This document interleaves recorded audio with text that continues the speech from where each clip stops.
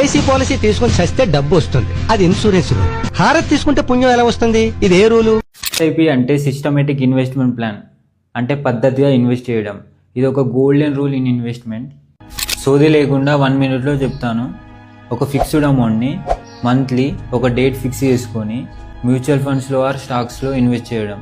Like మీరు self employed అయినా are salaried person అయినా మంత్లీ 5,000 ఇన్వెస్ట్ చేయాలి అంటే మీకు ఒక బెస్ట్ స్ట్రాటజీ చెప్తాను. ఒకవేళ 5,000 ఇన్వెస్ట్ చేస్తే 2,500 స్మాల్ క్యాప్ మ్యూచువల్ ఫండ్స్లో ఇన్వెస్ట్ చేయండి, మిగతా 1,500 మిడ్ క్యాప్ మ్యూచువల్ ఫండ్స్లో ఇన్వెస్ట్ చేయండి, ఇంకా మిగిలిన 1,000 లార్జ్ క్యాప్ మ్యూచువల్ ఫండ్స్లో ఇన్వెస్ట్ చేయండి. ఇదంతా అద్దు, నాకు రిస్క్ అవసరం లేదంటే నిఫ్టీ 50లో ఇన్వెస్ట్ చేయండి.